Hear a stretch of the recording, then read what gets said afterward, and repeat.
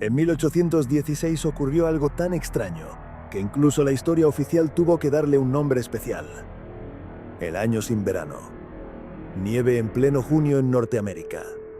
Heladas en julio y agosto en Europa. Cosechas arruinadas. Hambre generalizada. Disturbios por alimentos y migraciones masivas. El mundo de pronto se enfrió como si alguien hubiera bajado un interruptor invisible. La explicación que se repite en libros, documentales y aulas es siempre la misma. La erupción del volcán Tambora en Indonesia, un año antes. Cenizas en la atmósfera, bloqueo solar, enfriamiento global temporal. Caso cerrado. Y durante mucho tiempo esa explicación pareció suficiente. Demasiado limpia, quizá, pero suficiente. Hasta que empiezas a mirar no solo el clima, sino todo lo que ocurrió alrededor. Porque el frío no fue lo más raro de 1816. Lo realmente inquietante fue lo que vino después. Los registros climáticos de ese año son extremos incluso para un evento volcánico. No hablamos de un enfriamiento leve o gradual. Hablamos de caídas bruscas de temperatura, de anomalías regionales severas y, lo más desconcertante, de patrones irregulares. Algunas zonas quedaron devastadas mientras otras apenas se vieron afectadas. El enfriamiento no siguió las rutas atmosféricas esperables para una nube volcánica global. En algunos lugares las alteraciones climáticas aparecen antes de lo que deberían según el calendario de la erupción. Eso ya incomoda a los modelos clásicos, pero el verdadero problema aparece cuando miras la respuesta humana. Si un volcán provoca una mala cosecha durante 1 o 2 años, esperas hambrunas locales, ajustes económicos, quizá conflictos. Lo que no esperas es una reorganización social masiva y prolongada durante décadas. Y eso es exactamente lo que ocurrió tras 1816. Poblaciones enteras se desplazaron, regiones completas se vaciaron mientras otras se llenaban de repente. Aparecieron casi simultáneamente enormes instituciones en distintos países.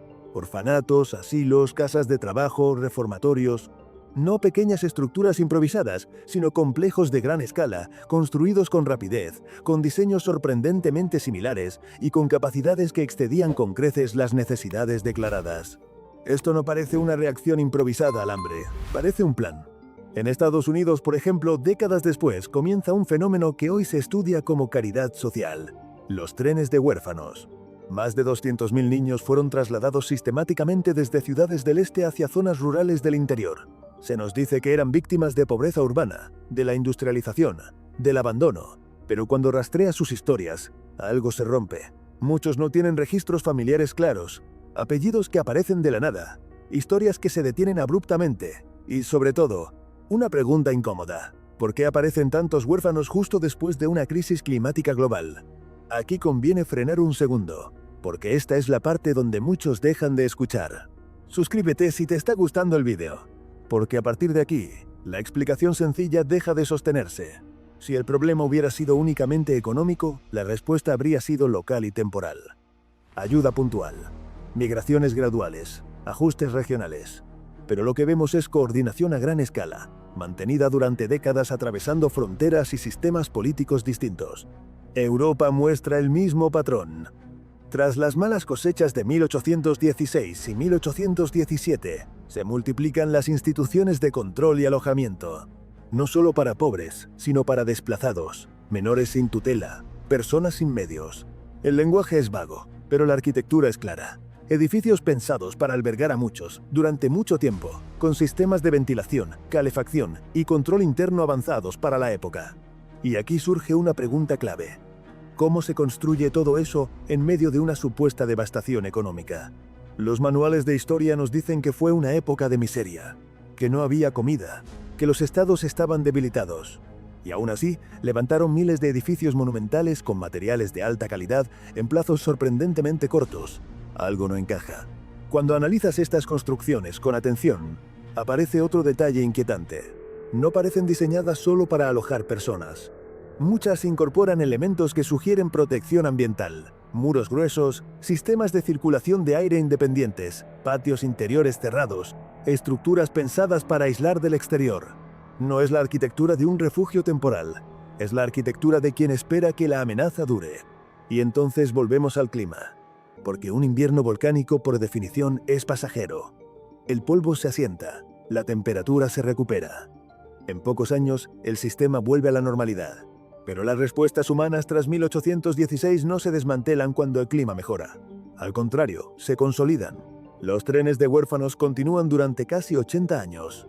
Las instituciones no se cierran, se expanden. Las migraciones no se revierten, se normalizan. Es como si el mundo hubiera aceptado que el antes ya no volvería. Esto nos lleva a una hipótesis incómoda, que no se puede afirmar como hecho, pero que explica mejor el conjunto de evidencias, que 1816 no fue solo un desastre natural, sino un evento de ruptura, un punto de quiebre entre dos mundos. Algunos investigadores han empezado a hablar de un invierno nuclear antes de la era nuclear oficial. No como una afirmación literal de bombas atómicas modernas, sino como una analogía. Una catástrofe capaz de inyectar partículas a gran escala en la atmósfera, provocar enfriamientos abruptos e irregulares y forzar una reorganización social global. Este tipo de evento no requiere necesariamente la tecnología que imaginamos hoy. Requiere energía concentrada, destrucción masiva y sobre todo la capacidad de borrar infraestructuras previas. Y aquí es donde entra Tartaria. Antes de 1816, los mapas muestran extensas regiones etiquetadas con ese nombre, no como un país moderno, sino como una entidad difusa, vasta, organizada. Tras esa fecha, Tartaria desaparece gradualmente del discurso histórico. No hay una guerra final clara, no hay un colapso documentado, simplemente deja de mencionarse. Y cuando observas la arquitectura anterior a esa fecha, encuentras edificios con un nivel técnico difícil de explicar para su contexto. Precisión geométrica, acústica avanzada, sistemas estructurales sobredimensionados. Después de 1816, ese conocimiento no desaparece del todo, pero se fragmenta, se reutiliza sin comprenderse plenamente. Se copia, se adapta, se simplifica. Eso no es evolución lineal, es reconstrucción.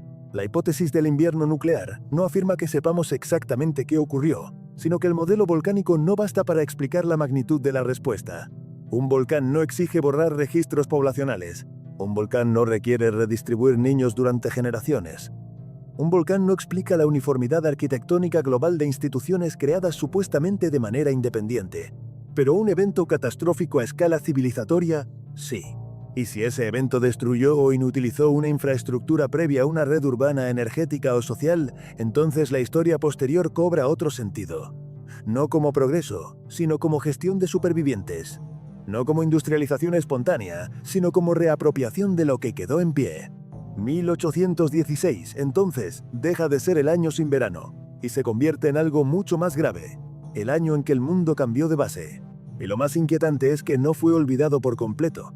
Fue reinterpretado, simplificado, encerrado en una explicación lo bastante técnica como para no levantar sospechas, pero lo bastante vaga como para absorber cualquier anomalía. En la siguiente parte, vamos a mirar con más detalle las migraciones, las instituciones y, sobre todo, a los niños sin pasado. Porque si hubo un desastre que borró un mundo anterior, las pistas no están solo en el cielo ni en los volcanes. Están en las personas que aparecieron de la nada cuando el mundo volvió a arrancar. Cuando empiezas a seguir el rastro humano de 1816, el clima pasa a un segundo plano. El frío fue el detonante visible, pero lo que transforma ese año en algo verdaderamente anómalo es la forma en que las sociedades reaccionaron después, como si no estuvieran gestionando una crisis agrícola, sino las consecuencias de un colapso mucho más profundo.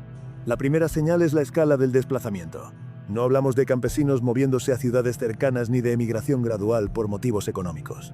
Hablamos de movimientos masivos, sostenidos, organizados y, sobre todo, dirigidos. En cuestión de pocos años, regiones enteras pierden población mientras otras la absorben de manera casi artificial. Nuevos asentamientos aparecen donde antes no había nada relevante. Viejas ciudades se vacían o cambian su composición demográfica de forma abrupta. En Europa Central, los registros parroquiales muestran algo inquietante. Picos de mortalidad seguidos, no solo de nacimientos, como sería esperable tras una crisis, sino de entradas masivas de personas sin origen claro. Apellidos que no coinciden con la tradición local, familias sin pasado documentado, individuos adoptados por comunidades que, según los registros, no tenían capacidad para absorberlos. En Rusia, los censos del primer tercio del siglo XIX presentan lagunas difíciles de justificar. Pueblos enteros aparecen y desaparecen del registro. Zonas que antes estaban densamente pobladas quedan descritas como reorganizadas o relocalizadas. El lenguaje administrativo es frío, pero la acción es radical. Mover gente, reasignarla, redistribuirla. Y luego están los niños. En Estados Unidos, el fenómeno de los trenes de huérfanos se suele estudiar como un capítulo tardío del siglo XIX, pero sus raíces se hunden en la crisis posterior a 1816. Las ciudades del este, supuestamente desbordadas por pobreza y migración, comienzan a concentrar una cantidad inusual de menores sin filiación clara. No es solo que sus padres hayan muerto, es que no hay registros, no hay certificados, no hay historias previas. Las organizaciones que gestionan estos traslados no actúan como iniciativas improvisadas. Operan con una logística precisa. Listas, rutas, acuerdos con comunidades receptoras, supervisión institucional. Todo esto antes de que existiera una red burocrática moderna capaz de sostenerlo con facilidad. Y lo hacen durante décadas, como si el problema no fuera coyuntural, sino estructural. Esto es clave.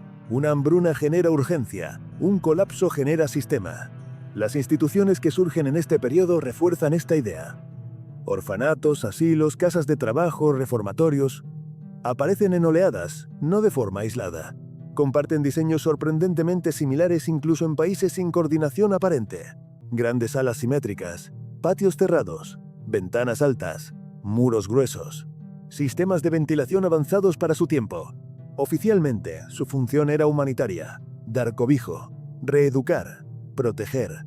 Pero cuando analizas su capacidad, algo no encaja. Muchos de estos edificios podían albergar a miles de personas, miles, en regiones donde, según la narrativa oficial, la población apenas se estaba recuperando de la crisis.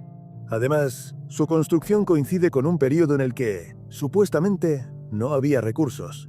Falta de alimentos, economías debilitadas, estados endeudados. Y aún así, se levantan complejos enormes, duraderos, pensados para décadas de uso. Eso no es reacción improvisada, es planificación a largo plazo. Otro detalle inquietante es la ubicación. Estas instituciones no siempre se construyen donde ocurrió la mayor devastación climática. A menudo aparecen en zonas periféricas, lejos de antiguos centros urbanos, como si se quisiera redistribuir población de manera deliberada, alejándola de ciertos lugares y concentrándola en otros. Y aquí surge una pregunta incómoda. ¿Qué había en esos lugares que se vaciaron? Si la crisis hubiera sido solo climática, lo lógico habría sido reconstruir donde la gente ya vivía. Pero vemos lo contrario. Abandono de zonas históricas, reutilización parcial de infraestructuras antiguas y fundación de nuevos núcleos que parecen diseñados desde cero. Como si el mapa humano se hubiera redibujado. Esto encaja mal con la idea de una simple hambruna, pero encaja demasiado bien con la idea de un territorio que ya no era seguro o utilizable en su forma anterior. Cuando algunos investigadores hablan de invierno nuclear en este contexto, no lo hacen necesariamente en el sentido literal de armas modernas, lo usan como modelo de efectos. Enfriamiento abrupto, daño ambiental irregular, zonas más afectadas que otras, necesidad de aislamiento, desplazamiento forzado, control de población, gestión del trauma colectivo. Y aquí aparece otro elemento clave, el silencio. No hay debates abiertos en la prensa de la época cuestionando la explicación volcánica. No hay teorías alternativas discutidas con seriedad. El consenso se impone rápido, demasiado rápido. En una era donde la ciencia aún debatía muchas cosas, la causa del desastre queda fijada con sorprendente rapidez y permanece intocable durante 2 siglos. Eso no es común. Los grandes eventos históricos suelen generar controversia, hipótesis rivales, disputas académicas. Aquí no. Aquí hay una narrativa única que absorbe todas las anomalías, y cualquier cosa que no encaja se atribuye a consecuencias sociales del hambre. Pero el hambre no explica la sistematicidad, no explica la arquitectura, no explica la logística, no explica la duración. Un volcán no obliga a reescribir genealogías enteras, no produce generaciones de personas sin pasado documentado, no exige construir redes institucionales que funcionen durante 80 años, no requiere mover niños como si fueran piezas de un tablero. En cambio, un colapso civilizatorio sí. Aquí es donde Tartaria vuelve a aparecer. No como un imperio secreto con armas futuristas, sino como una hipótesis incómoda. La posibilidad de que antes de 1816 existiera una infraestructura social, urbana y técnica más desarrollada de lo que reconocemos, y que esa infraestructura colapsara o fuera destruida de forma abrupta. Si eso ocurrió, la prioridad de los supervivientes no habría sido preservar la memoria, sino sobrevivir, reubicar a la gente, aprovechar lo que quedaba en pie, reasignar funciones, simplificar la historia para mantener estabilidad. Eso explicaría por qué tantos edificios anteriores a esa fecha parecen demasiado avanzados para su contexto, y por qué después del desastre vemos una especie de retroceso temporal seguido de una lenta recuperación. No un progreso continuo, sino una reconstrucción desde ruinas. También explicaría la obsesión posterior con el control social, la estandarización, la institucionalización. Cuando un mundo se rompe, el siguiente se construye con reglas más rígidas, con menos margen para la improvisación, con más vigilancia. Los huérfanos, en ese sentido, no serían solo víctimas de la pobreza, serían testigos involuntarios de un mundo desaparecido. Personas sin memoria colectiva más fáciles de integrar en una nueva narrativa. Esto no convierte a nadie en villano automático, no implica una conspiración simple, implica algo más complejo y más humano: gestión del caos, miedo al colapso, necesidad de orden. Y cuanto más se analiza el periodo posterior a 1816, más claro se vuelve que el mundo no siguió adelante, sin más. Se reconfiguró, se reescribió, se ajustó a una nueva normalidad. La pregunta ya no es si el volcán existió. Existió. Está documentado. La pregunta es si fue suficiente para provocar todo esto. Y cada capa de evidencia sugiere que no. En la siguiente parte vamos a mirar algo aún más delicado: la arquitectura, los mapas y los registros que desaparecen justo en este punto de quiebre. Porque si hubo un invierno que no fue solo climático, sino histórico, sus huellas no están solo en las personas. Están en las ciudades que dejaron de ser lo que eran y en las que surgieron como si siempre hubieran estado ahí. Cuando pasas de las personas a las ciudades, el rompecabezas se vuelve todavía más incómodo. Porque las urbes no mienten con facilidad. Sus calles, sus cimientos y sus edificios conservan huellas incluso cuando los relatos cambian. Y alrededor de 1816, esas huellas muestran una ruptura clara. Antes de esa fecha, los mapas describen ciudades con una complejidad sorprendente. Trazados amplios, simetrías geométricas, grandes plazas, infraestructuras que parecen pensadas para una población estable y organizada. Después, algo se altera. No de golpe en todos los lugares, pero sí de manera consistente. Aparecen vacíos cartográficos, zonas que se redibujan, topónimos que cambian, ciudades que se fundan oficialmente sobre lugares donde ya existía una estructura evidente. Esto no es raro si hablamos de guerras o desastres locales. Lo extraño es que ocurra en tantos sitios distintos, en el mismo marco temporal, sin un conflicto global reconocido que lo explique. La arquitectura cuenta una historia similar. Muchos edificios atribuidos a finales del siglo XVIII o principios del XIX presentan características que no encajan bien con la narrativa tecnológica oficial. Cimientos sobredimensionados, sistemas de ventilación complejos, proporciones monumentales para usos supuestamente modestos. Y, lo más revelador, una clara continuidad técnica con construcciones anteriores, seguida de una simplificación posterior. Después de 1816, la arquitectura se vuelve más funcional, más económica, más contenida.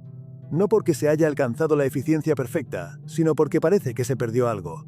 El conocimiento no desaparece por completo, pero se fragmenta, se reutiliza sin comprenderse del todo, se copia sin el contexto original. Eso no es evolución natural. Es recuperación tras una pérdida. Este patrón se repite también en la ingeniería. Canales, puentes, sistemas urbanos que parecen haber sido diseñados para una escala mayor o para condiciones distintas a las que se describen oficialmente. Muchos se mantienen en uso durante décadas sin que nadie pueda explicar del todo su lógica original. Se reparan, se adaptan, pero no se reinventan desde cero. Y aquí es donde la idea del invierno nuclear funciona más como metáfora que como acusación literal. No implica necesariamente armas modernas ni una guerra como la imaginamos hoy. Implica un evento capaz de alterar el clima de forma abrupta, desigual y devastadora, capaz de inutilizar infraestructuras previas, capaz de obligar a mover poblaciones, a construir refugios, a reorganizar la sociedad desde la base. Un evento así no solo enfría el planeta, congela la historia. Si aceptamos esa posibilidad, muchas cosas empiezan a encajar. La rapidez con la que se impone una narrativa única, la falta de debate prolongado, la necesidad de una explicación natural que cierre el caso sin abrir demasiadas preguntas. El volcán cumple esa función a la perfección. Es real, es espectacular, es comprensible. Y sobre todo, no implica responsabilidad humana ni conocimiento perdido. Pero el problema no es que el volcán no existiera. El problema es que su explicación no alcanza para cubrir todo lo que ocurrió después. Porque la reacción al desastre no fue solo sobrevivir, fue reorganizar el mundo, redefinir fronteras humanas, sociales y urbanas. reescribir genealogías, reasignar identidades, normalizar una nueva línea temporal en la que lo anterior se vuelve borroso, legendario o directamente irrelevante. Aquí Tartaria vuelve a aparecer, no como una nación concreta, sino como un nombre que señala ese antes confuso. Un marcador de una civilización o conjunto de civilizaciones cuya huella resulta demasiado grande para ser ignorada, pero demasiado incómoda para ser explicada dentro del marco actual. No hace falta creer en un imperio global ni en tecnologías imposibles.